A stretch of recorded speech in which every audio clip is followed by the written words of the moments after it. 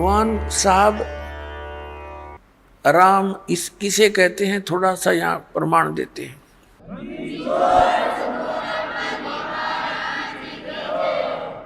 जैसे एक तहसीलदार है, उसको भी साहब कहते हैं, और एसडीएम को भी साहब कहते हैं, और डीसी को भी साहब बोलते हैं, कमिश्नर भी साहब कहलाता है, मंत्री जी को भी साहब कहते हैं, मुख्यमंत्री जी को भी साहब कहते हैं, और प्रधानमंत्री जी को भी साहब कहते हैं, राष्ट्रपति जी को भी साहब कहते हैं। ये सभी साहब से ही जाने जाते हैं, लेकिन इन साहबों की शक्ति में दिन और रात का अंतर होता है। रियल में साहब कौन है? हमारे देश का राष्ट्रपति, वो वास्तव में वो साहब है, यानी सबका मालिक है। तो ऐसे ही ये अन्य जितने भी पद पोस्ट हैं, श्री गणेश जी का, श्री विष्णु जी का, श्री ब्रह्मा जी, श्री शिव जी, दुर्गा जी का, श्री दुर्गा जी देवी का, और ब्रह्म का, ये भी भगवान साहब कहलाते हैं। पर इनकी इस प्रकार इसकी तुलना कर लेना कि ये कितने साहब हैं।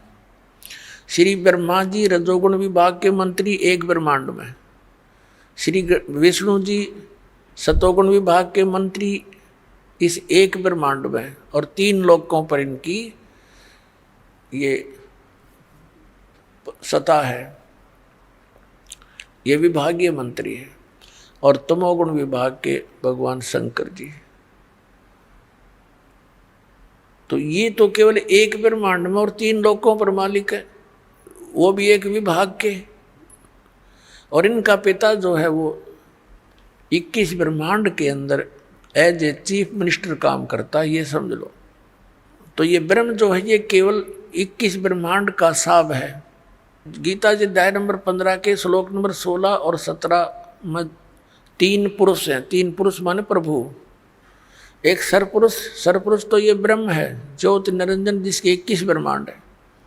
और अक्षर पुरुष है जिसके 7 शंख ब्रह्मांड है, जिसको परब्रह्म भी कहते हैं।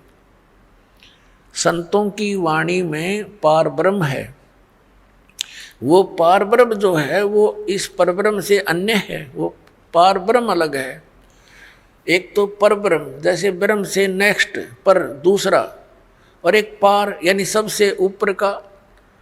वो गीता जी अध्याय नंबर 15 के श्लोक नंबर 17 में कहा कि उत्तम पुरुष तु अन्य परमात्मा इति उदाहरत है। ये लोक तरम आविश्य विवर्ती अवैश्वर है। गीता जी अध्याय नंबर 8 के श्लोक नंबर 1 के उत्तर में, गीता अध्याय नंबर 8 के श्लोक 3 में उत्तर देते हुए गीता ज्ञानदाता कहता है वो परम अक्षर ब्रह्म है। तो ये जो अक्षर पुरुष है ये तो 7 शंख ब्रह्मांड, नील पद्म शंख ब्रह्मांड का 7 शंख, इतना साहब है। और वो परम अक्षर ब्रह्म उत्तम पुरुषत्व अन्य, ये असंख्य ब्रह्मांड का ओवरऑल कंट्रोलर है, ये सब का मालिक है। वो कबीर देव है, कबीर साहब है, जो काशी में धानक जुलाहा रूप में रहा करते थे। अब हम फिर लौट कर आते हैं उसी प्रश्न पे। अब धर्मदास जी को परमात्मा ये ज्ञान दे रहे हैं कि भी आपकी श्रीमद् भगवद गीता में, गीता अध्याय नंबर 17 के श्लोक नंबर 23 में परम अक्षर ब्रह्म की वो पूजा साधना करने का उसको पाने का ये मंत्र है, नथिंग एल्स। तो श्रीमद् भगवद गीता जी में ना तो हरे राम हरे कृष्ण राधे राधे श्याम राधे, ना सीताराम, और ना ही ओम नमः शिवाय, ना ओम भगवते वासुदेव नमः। ये मंत्र लाए कहाँ से आप? ये मंत्र कहाँ से लाए आप?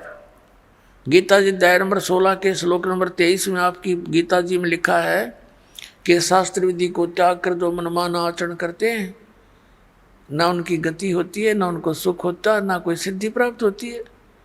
तो यूजलेस, क्या फायदा डले डोने का? अब धर्मदास जी ने सारा कुछ सुन लिया, तो परमात्मा बता रहे हैं कि 8वें अध्याय के 8, 9, 10 में गीता ज्ञानदाता कहता है कि उन श्लोकों में कहा कि उस परमात्मा की भक्ति करेगा उसको प्राप्त होगा। उसका मंत्र बता दिया 70 में जाके 23वें श्लोक में कि ये मंत्र है। इसके अतिरिक्त जो भी आप जाप करते हो इति निर्देश है, फाइनल फैसला आपकी गीता जी में ओम तत्सत इति निर्देश है। निर्देश है माने डायरेक्शन, बाय ऑर्डर, इसके अतिरिक्त कोई मंत्र नहीं।